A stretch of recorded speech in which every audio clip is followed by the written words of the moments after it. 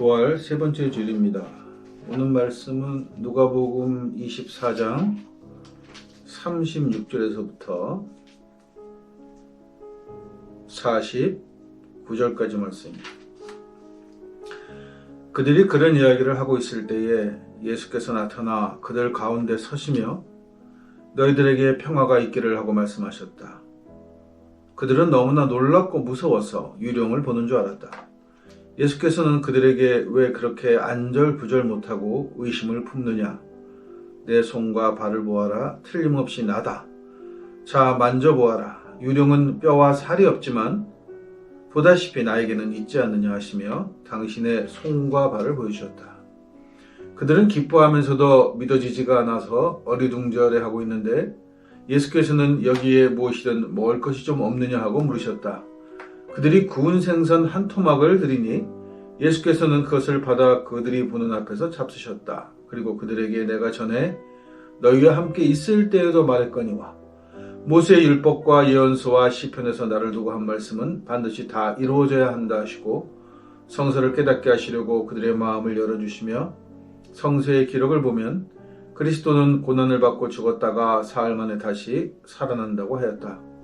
그리고 그리스도의 이름으로 회개하면 죄를 용서받는다는 기쁜 소식이 예루살렘에서 비롯하여 모든 민족에게 전파된다고 하였다. 너희는 이 모든 일의 증인이다. 나는 내 아버지께서 약속하신 것을 너희에게 보내주겠다. 그러니 너희는 위에서 오는 능력을 받을 때까지 예루살렘에 머물러 있어라 하고 말씀하셨다. 이 말씀입니다. 이 말씀을 드리기 전에 사실 지난 금요일이 세월호 주간이었죠. 그래서 과연 이번 주에 이 본문을 가지고 설교를 하는 게 좋을까, 다른 본문이 좋을까 라고 생각을 하다가 그냥 설교는 이 본문을 가지고 하는 것으로 하겠습니다.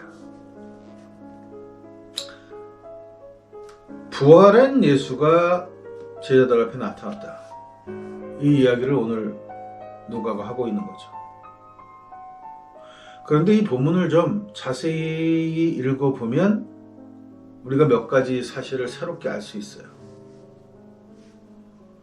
이 36절에서부터 이야기, 예수가 제자들에게 나타나자 유령이라고 생각했다라고 하는 부분. 그리고 예수는 자기의 상처를 보여주면서 나는 유령이 아니다. 나는 살아있는 사람이다. 살아있는 예수다라고 이야기하는 장면이죠. 바로 이 장면이 조금 의아한 부분이에요. 그러니까 이게 부활했다고 하는 의미가, 부활은 이 뒷부분에 와서 이걸 부활이라고 설명을 해요.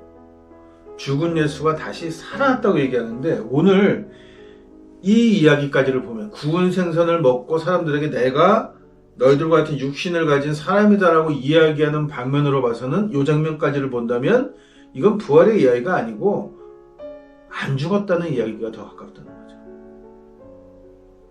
유령이 아니라는 거예요. 그러면 여기서 우리가 한 가지 이 부활, 이 뒷부분은 내가 그리스도의 이름으로 용서받고 이런 거는 뒤에 교회가 첨부한 이야기죠. 이 이야기를 첨부해 놓고 나니까 앞의 이야기와 뒤의 본문이 서로 충돌하게 됩니다. 이게 무슨 말씀인가 하면 부활이라는 게 뭔지가 애매해져 버렸다는 거예요. 뭐가 부활이라는 거죠? 이 설명을 보면, 이 설명대로 그대로 하면 앞에 부분을 보면 부활이라는 것은 완전한 육신을 가지고 살아있는 사람으로 다시 태어나는 것을 부활이라고 한다는 거예요. 그런데 우리가 기독교의 전통적인 설명들의 부활은 그렇지 않단 말이죠. 부활이란 이 육신과는 또 다른 육신을 갖는 것처럼 이야기를 그렇게 해왔단 말이에요. 그래야만 벽도 통과할 수 있고 여러 곳에 한꺼번에 나타날 수 있는 거예요. 이 육신을 가진, 인간의 육신을 그대로 가진 상태에서는 그런 기적은 불가능하단 말이죠. 그런데 오늘 이 누가의 첫 부분의 이야기가 나오는 내가 생선을 먹을 때, 같이 나눠 먹을 때까지의 예수 모습은 인간의 모습과 전혀 다르지 않아요. 그러니까 이거는 부활한 것이 아니라 예수는 죽지 않았다라고 이야기하는 것이 훨씬 더 좋았다는 거죠. 어쨌든 간에 예수는 이렇게 뒤에 승천 사건 뭐 이렇게 여러 가지 얘기하지만 예수는 사라져버립니다. 내가 죽지 않았다는 것만 제자들에게 확인하고 예수는 사라져요. 왜 사라질 수밖에 없냐면 예수는 로마의 정치적 형벌을 받은, 십자가 형벌을 받은 정치범이기 때문이죠. 근데 이 사람이 죽지 않고 살아났다? 이게 로마에 알려지면 그러면 뭐 또 줄초상이 나는 거죠. 그날 형을 집행했던 사람부터 시작해서 그 무덤을 빌렸던 아리마대 요셉이라든가 이 엄청나게 많은 사람들이 연루되어 있는 사건이란 말이에요. 이 사건이 그렇게 단순한 사건이 아니에요. 그러니까 예수는 잠적하죠. 그래서 잠적한 것을 그냥 예수가 다시, 그러니까 어떻게 보면 예수가 다시 살아났다는 이야기는 하지 않았을 가능성이 많아요. 이게 비밀이었을 거란 말이죠. 우리 예수님은, 우리 스승은 죽지 않았어. 어딘가에는 살아계셔. 그러니까 우리는 그 좋은 날, 우리 스승님이 다시, 우리 예수가, 랍비가 다시 정말 즐거운 마음으로 활동할 수 있는 새로운 세상이 올 때까지 우리는 이 비밀을 지키는 것이 예수 공동체였을 가능성이 더 많다는 겁니다. 그래서 비밀을 지켰죠. 그리고 시간이 너무 오래 흘렀어요. 예수는 사실적으로 이제는 늙어서 죽을 수밖에 없는 나이가 된 겁니다. 이렇게 해서 예수는 십자가 사건 이후에 제자들에게 잠깐 모습을 비췄다가 실종되고 사라져요. 모습을 감췄단 말이죠. 여기에 바울이 부활신앙이라는 것을 생각해내고 접목하게 됩니다. 부활했다고 설명한 거죠. 그리고는 인간의 모습으로 완벽한 인간으로 다시 태어난 이 예수가 다시 승천을 해요. 살아있는 몸으로 승천을 해요. 뭐 그런 얘기는 가능하긴 해요. 왜냐하면 에녹 이야기도 있고 엘리야 이야기도 있으니까 살아있는 사람이 승천한다. 이 얘기는 뭐 유대 전설에 있는 거니까 그 전설처럼 살았다 이렇게 얘기하면 쉬운 거예요. 당시에 또 문화가 로마를 중심으로 했던 그 지역의 종교 문화가 사람 하나쯤 승천하는 건 그렇게 어려운 일도 아니에요. 반인 반신도 어려운 얘기가 아니고.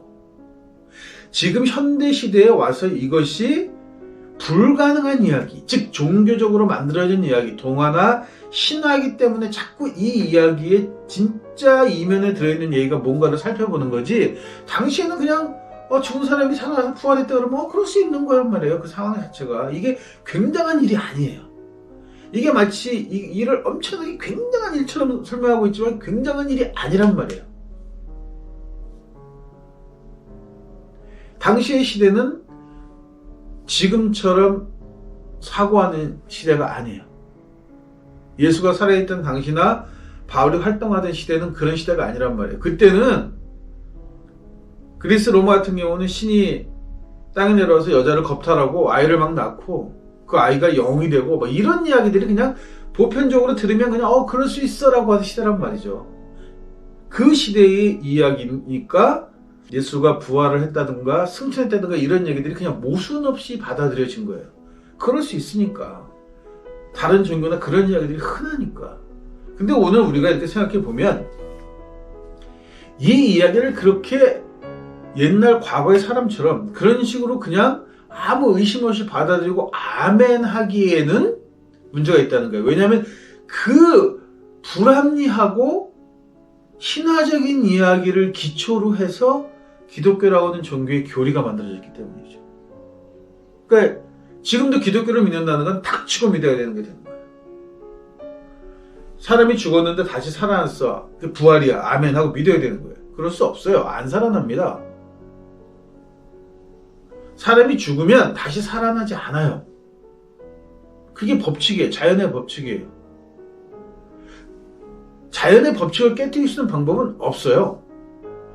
생명은 태어나고 언젠가는 죽는데 그게 자연의 법칙이란 말이에요. 인간은 이렇게 인간의 모습으로 부모에게 유전자를 물려받고 태어나서 이 모습을 가지고 있다가 죽어요. 반드시.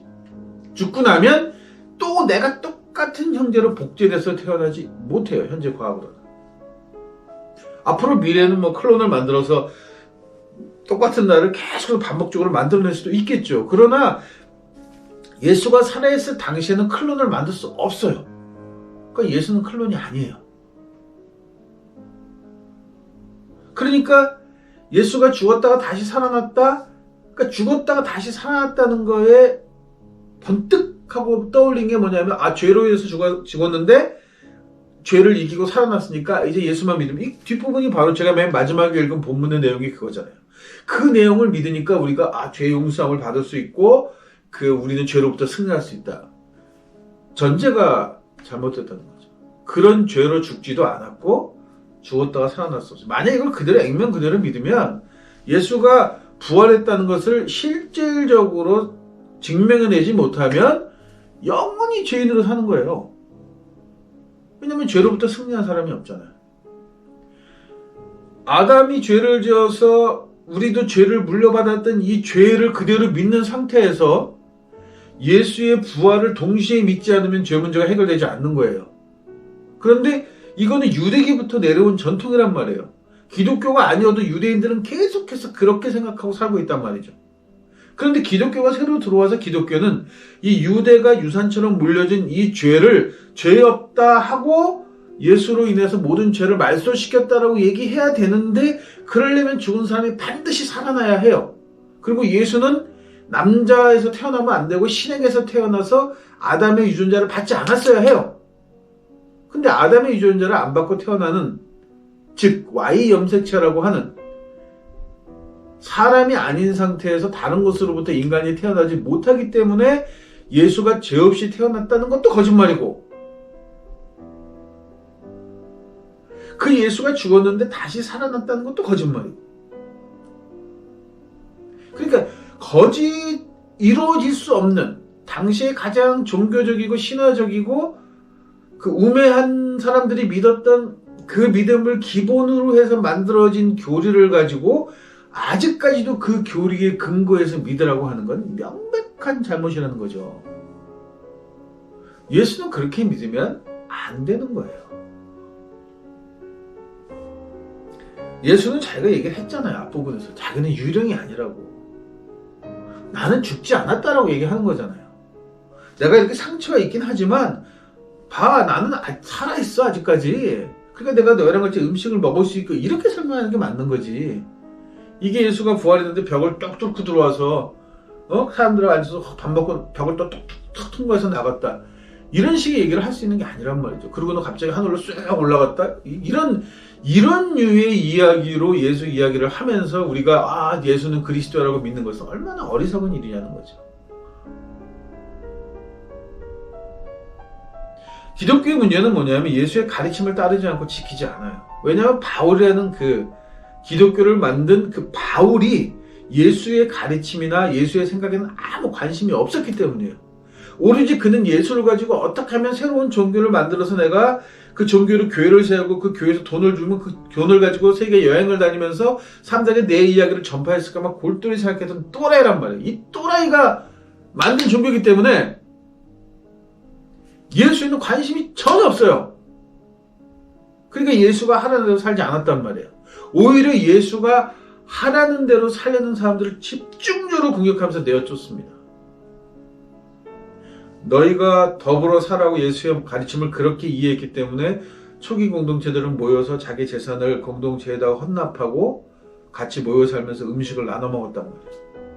음식을 나눠 먹으면서 먹다 보니까 가난한 사람도 들어오게 되고, 이러면서 공동체 음식 먹이는 일만도 빠듯할 정도로 굉장히 검소하게 살았단 말이에요. 그럼 무슨 문제가 발생하느냐?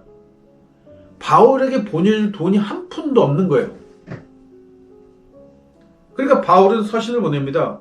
그런 교회들마다. 야, 니들이 무슨 교회가 꽁으로 얻어먹는 데야? 네 밥은 네가 싸서 먹어. 왜? 돈을 남겨야 하니까.